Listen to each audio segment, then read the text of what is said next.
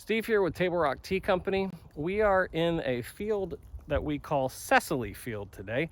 Cecily is our, I guess you could call her our god niece, something like that, goddaughter, I'm not sure, but a good friend of the family, and she helped us originally plant this field, but now we've turned this field into what's called a bari.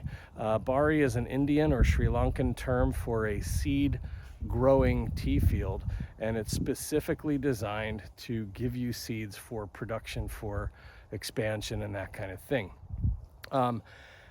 Our bari is what's called a biclonal bari, so we have two different parent plants in that bari. How we got the bari was very, very difficult and a very long process. Essentially, what we're trying to do here is develop tea that is well suited to our area. I'm going to switch hands here. Sorry about that. It's been a long day. I'm kind of tired. So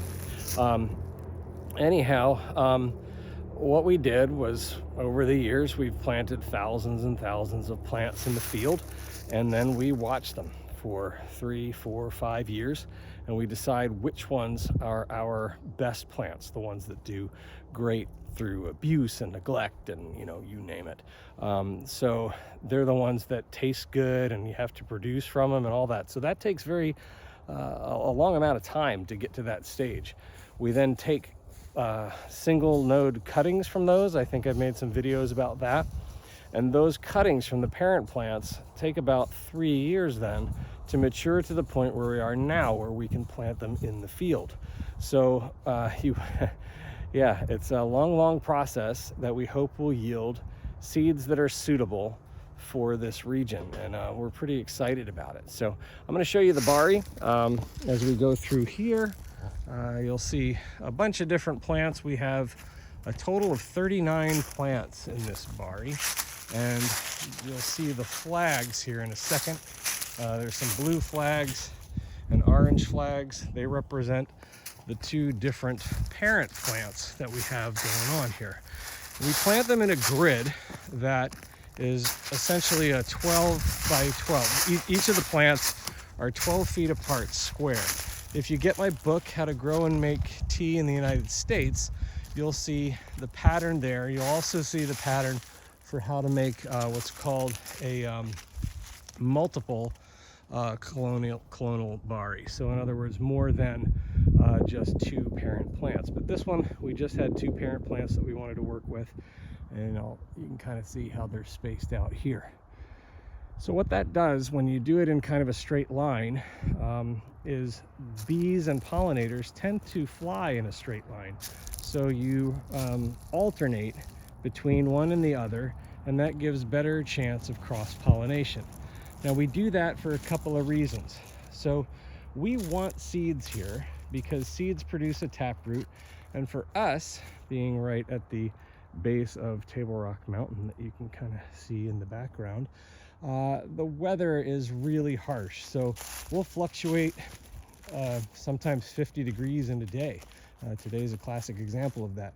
So we'll go down to freezing, and then we'll go up to 80 and that kind of stuff. So a taproot will grow from seed. A taproot will grow 5 to 10 feet down into the ground, and that's important for us because it helps with drought. It helps with just withstanding temperature flux and all that kind of stuff. We don't irrigate here.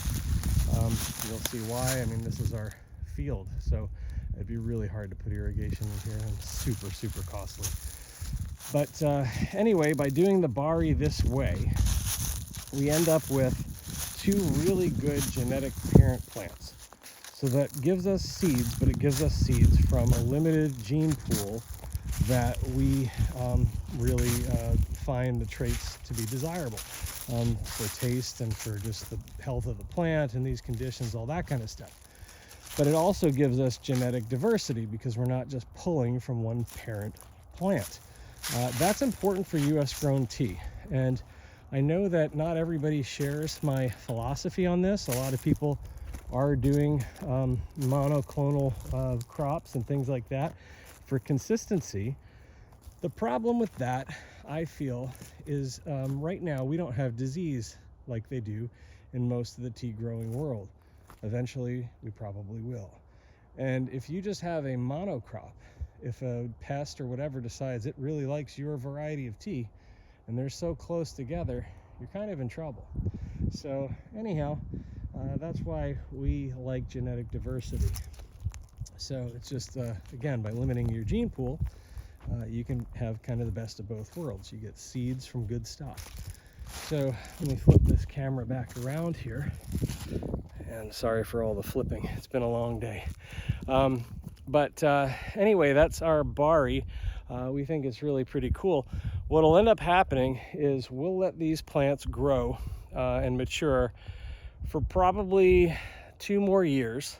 At the 2-year mark, we'll probably limb them up just to make sure we kind of have a single stem that's producing the tree, so to speak. But we won't top them off. We won't ever top them off like we do production plants. So what'll end up happening is all of these bari plants, these 39 bari plants, are going to grow up to be about 25 feet tall. That means this whole grove, which is probably, I'm guessing, half an acre, something like that, is going to be a standing forest of tea. I think that's probably a first in the United States. So a true old growth tea forest. So let's see what happens in 20 years. Lord willing, we'll still be here to see it. But even if we're not, we'll put a plaque explaining it, and hopefully everybody else can enjoy it. So anyway, that's our bari here in Cecily Field. As always, please leave comments, ask questions. Thanks again for watching. Stay tuned to see what else is brewing here at Table Rock Tea Company.